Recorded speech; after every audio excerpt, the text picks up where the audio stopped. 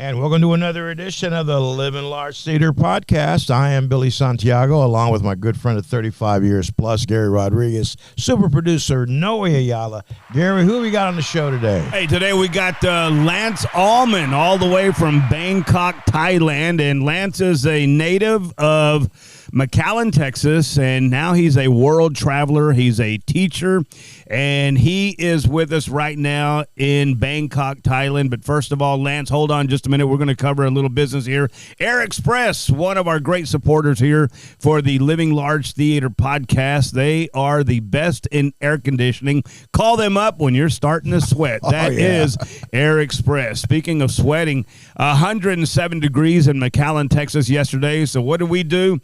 Jumped in the car and took off for the island, and it was 85 degrees, very pleasant, very enjoyable, and I do believe South Padre Island continues to be one of the most underrated destinations in the entire world. However, speaking of the world, let's head over to Bangkok, Thailand, and Lance Ahlman. Lance, thank you for joining us today. How are you doing, sir?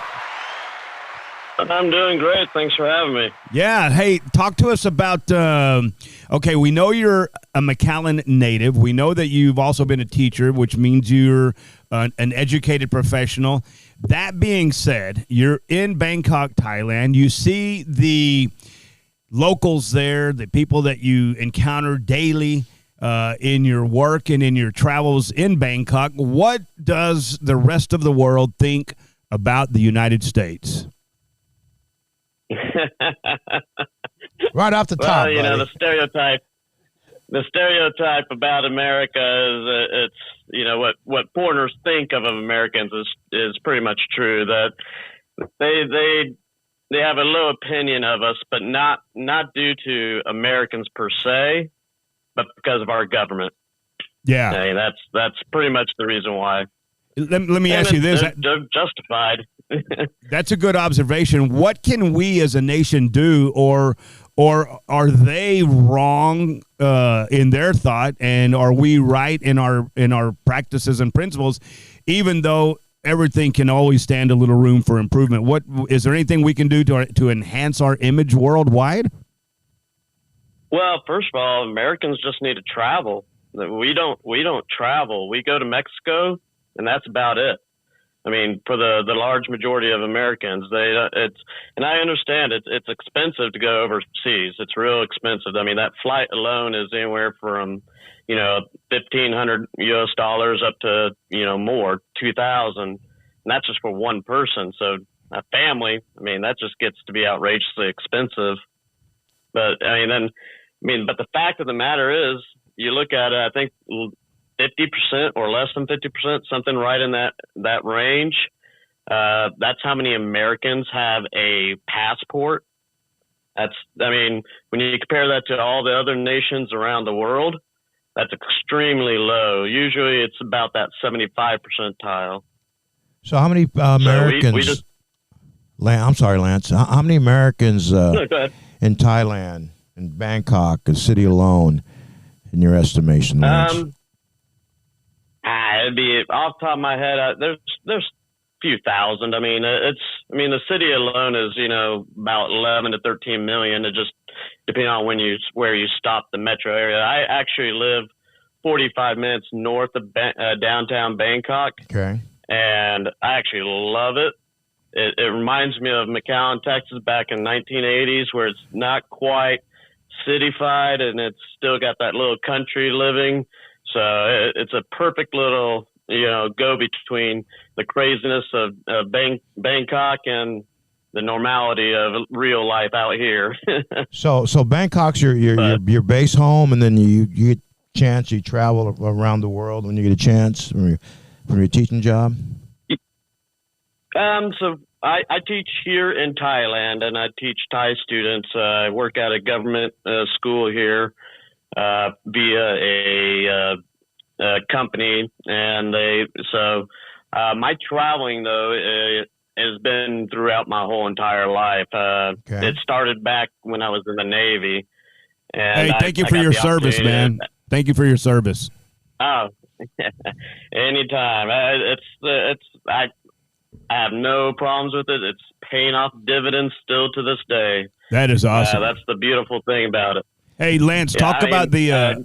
Let me say something right quick, Lance. I'm sorry to interrupt you, but I do that quite a bit. But I want to say, I think we have a slight delay, and it's only because you're there and we're here. So if our audience will be a little bit patient with us, I'm starting to detect it takes about 1.5 seconds for our question to get to your ear. So we're going to work through that. We know our audience is sophisticated, educated, and professional, and they know that technical limitations are what they are. But Lance, let me ask you, what is the comparison between the education system in America, the United States, versus where you are in the Bangkok, Thailand area? To be honest, I couldn't tell you how the education system is in America. I mean, my last real experience, I mean, besides getting my bachelor's degree during the COVID pandemic stuff, was, back. I'm 47 now, so back in 1994 I graduated. So I never worked in the American education system. I do have nieces and nephews that went through it, but I mean, as far as what I know, the education system here is a lot. It's not as demanding. Let me put it that way. Mm-hmm. What is American? Go ahead, Lance. I'm sorry. I was about to say, American Western education systems are much more demanding on the student body. Here, it's kind of, no one really fails. Everybody just keeps, it's kind of like the old school system of West, back, well, actually, I don't even know when, but it's nobody fails here. So it's kind of an easier school system. How old are the kids that you're teaching? I'm currently teaching, they would be equivalent to probably about 8th grade. So about 13-year-olds, right in that range. The school has 11 or 12 or 11 all the way up to 18. And what do you focus on as far as curriculum in the schools? I mean, you of course you get the basics, but what do they want the kids to leave high school with when they graduate? As far as what their curriculum is, I couldn't really tell you. I know what mine is. It's English, conversational English. So what we want them to be able to do is be able to, just like it says, conversation in English. Does that mean a mastery of English? No, but the ability to communicate in English, because right now English is the most important language to know in the world. It's the language of business. Oh, wow. So and that's why it's such a big push here in Southeast Asia to have English taught in the schools. This is just not a Thailand thing. It's Vietnam, Malaysia, all of Southeast, even in China. But you just, you got to go, if you go to China and teach, you got to deal with the China rules. So that's just one thing to keep in mind. But you do make excellent money in China. But I chose Thailand. How many of your students know karate? None. They're Buddhist. Oh, wow. Awesome. See, there you go. That's another angle. Talk about that. Are they very calm in nature, and are they respectful, and at least as relative to dealing with you, are they hungry for information? Do they want to learn? Absolutely. They are like sponges here. They just want to hear and talk and learn more. And they are, 98% of them are very respectful, very good students, very good kids. They're teenagers. You're always going to have some that, act up. But, another thing is here in Thailand, COVID kind of lasted a little longer than in Texas. I mean, really, in reality, Texas, we did a lockdown for 1 month, and kind of things started shaking out, going back to normal after that. Here in Thailand, when I arrived in November of 2021, I believe it was, the kids were still being homeschooled. And that continued on up until just about a year ago. So the homeschooling was a terrible thing for the students because kind of a word that gets thrown around is that the kids went feral. Yeah, because they just lacked the socialism of being in a classroom. Yeah, I think that happened worldwide. Yeah, Lance, I was reading an article in the Wall Street Journal yesterday, and they were talking about how college kids who just recently graduated have issues when they're going to look for work, that they don't have the interpersonal skills they need for job interviews and stuff. And so there are companies that hire them and they send them to training to learn interpersonal skills, and they attribute that to when they were learning during the pandemic. It was on a Zoom call. Wait, you read, Billy? All the time, buddy. What else you going to do in retirement, man? Come on now. Was that a question, Billy? Exactly. Well, no, I agree with the summation of the article that he gave. I mean, it's out here. I mean, when I first started teaching out here in November 2021, all I had to do per week was just submit 6 videos of my lesson, and the rest of the time I had to myself. It was one of the best things. I enjoyed. So life. What do you do on your free time, Lance? So a typical Saturday for you, what would you be doing? Currently, I'm actually trying to get my master's degree in English Second Language, ESL. Mm-hmm. So a lot of my time is spent studying. But if when I procrastinate a lot and I make a lot of free time for myself, so I go out. I have a scooter. Me and a few of my friends, we go out riding around Bangkok, just exploring the area. It's such a beautiful, we have the countryside we go out riding in, and it's beautiful. Are you in there, a gang? The farms. No. I literally have a scooter. hey, Lance, how was it getting used to driving a scooter in traffic like that, man? I got thrown into the fire. So I was here for 1 month, and I've never driven a motorcycle or anything like that in my life other than a bicycle. And so, and we drive on the left-hand side of the road here. Oh, really? So, yeah, so that I had to get used to that on top of driving a scooter. And I had to go, like I said, I live out here kind of just on the northern border of Bangkok. And I had to go all the way to the U.S. Embassy in downtown at 8 a.m. on a Monday morning. That was no fun. Hey, Lance, let me ask you, what's it like dealing with the authorities there? I mean, do they push you around, or they respect you, or they leave you alone? Or how is that?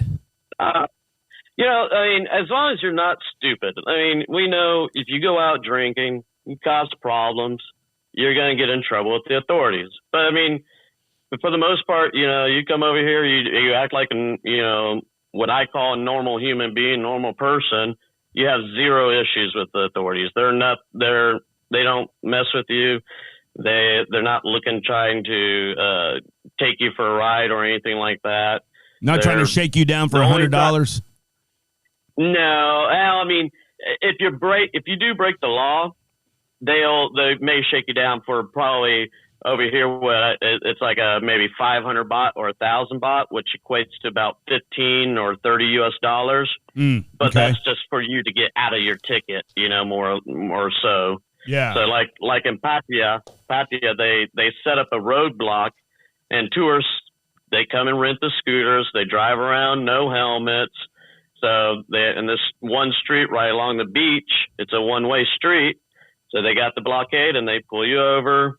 They give you your ticket. You go and pay 500 baht for no helmet or no license. So I mean, that's the little things, but every country kind of does stuff like that.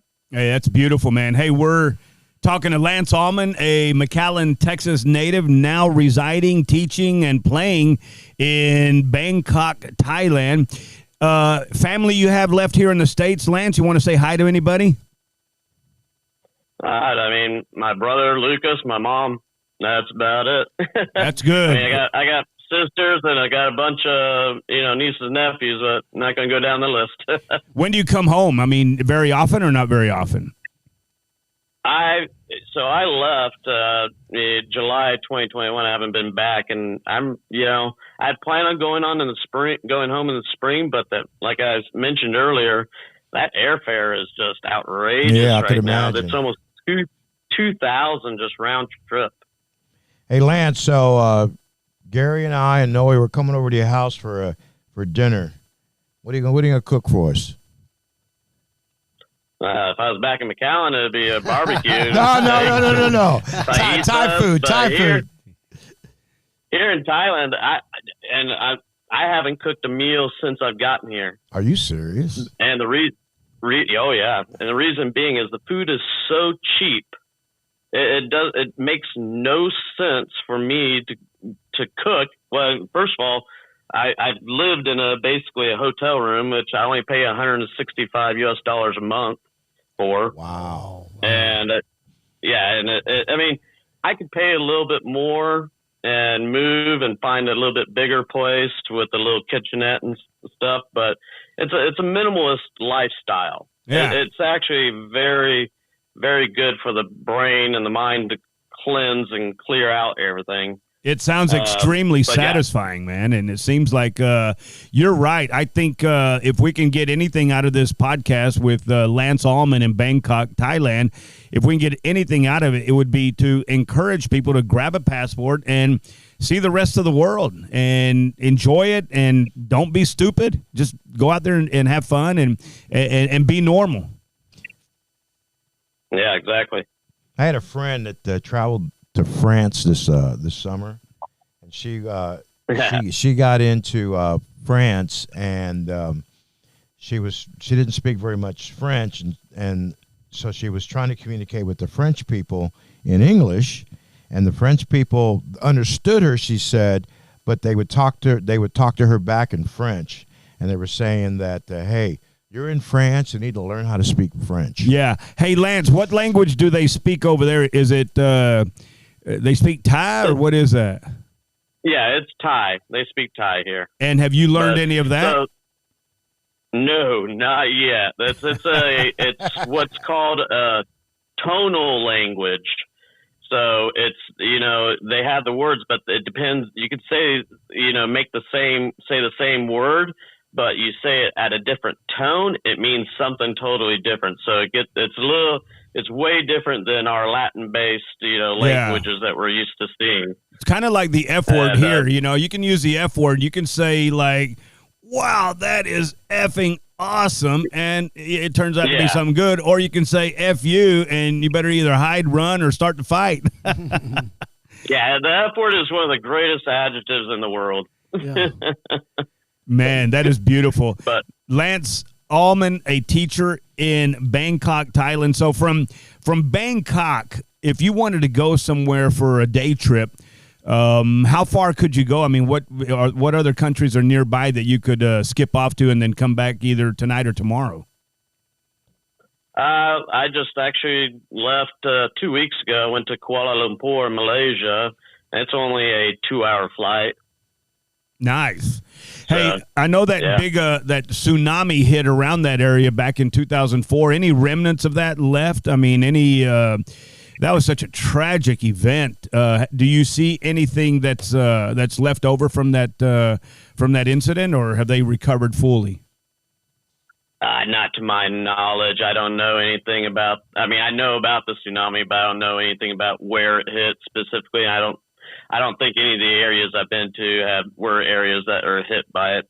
Nice. But I'm not sure. Hey, Lance, you keep up with politics. So what's going on with this China-Taiwan thing right now? What are you seeing there on the ground in Bangkok?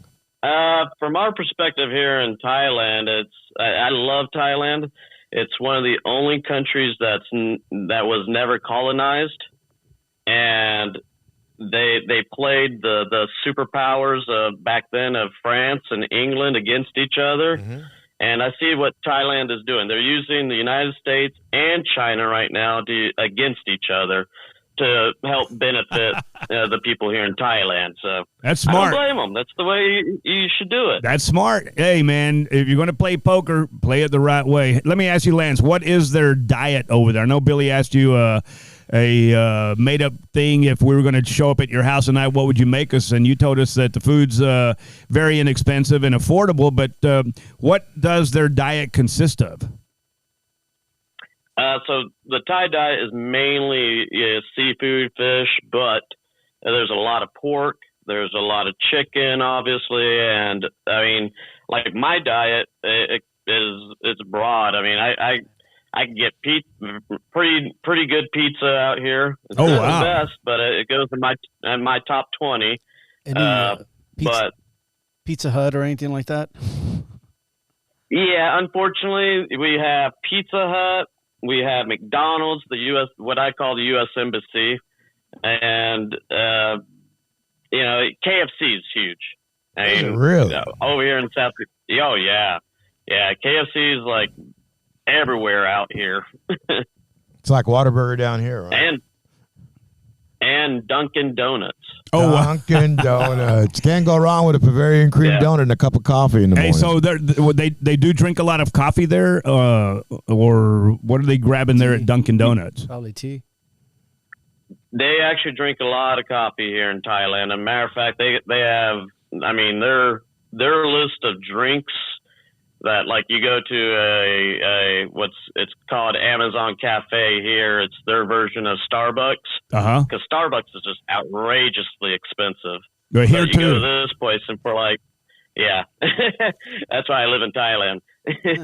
So you go to this place, you spend about $1 to $2. You get the same thing you would get at Starbucks, but they have a bigger variety of drinks. So are you close to the ocean? Any water nearby you, or I have one of the main rivers right here next to me.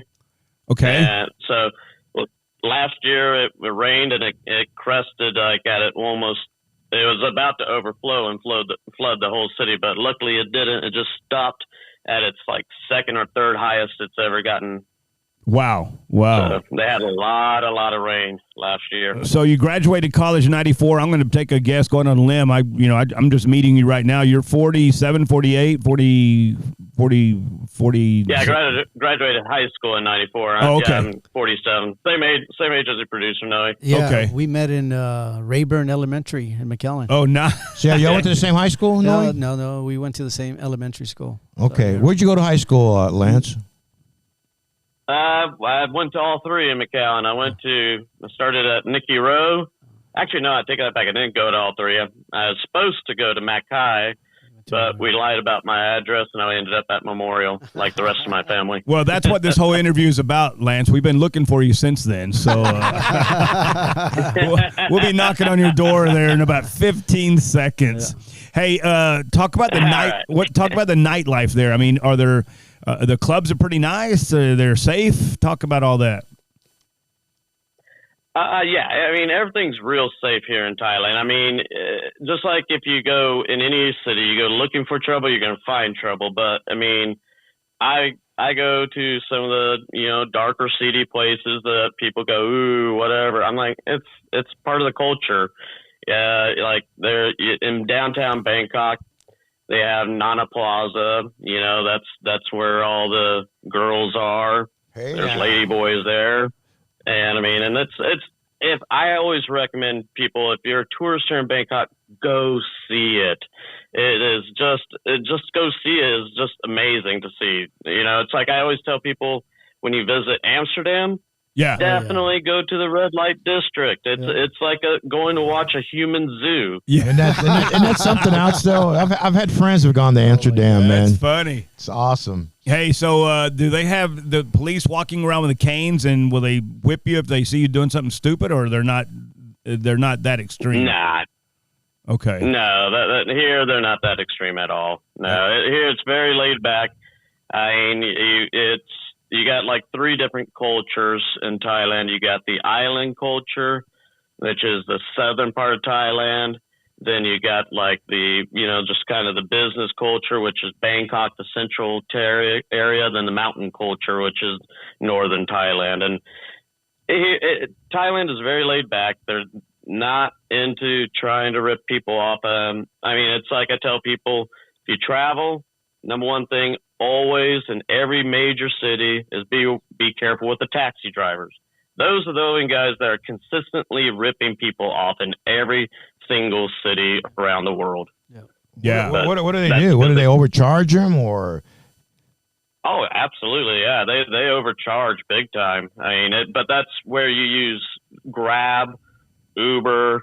Grab is something here and Line. So when you travel, you always want to kind of Google, find out what apps are needed and necessary in that country.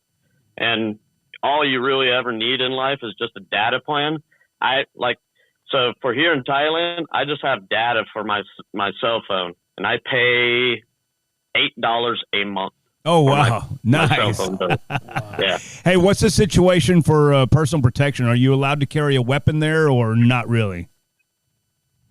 No weapons. I mean, first and foremost, I'm a foreigner, so no foreigner in any country is allowed weapons, as far as I know. Oh, wow. Okay, that's nice to know. That's good to know. Any unless you're going to go use it for hunting purposes.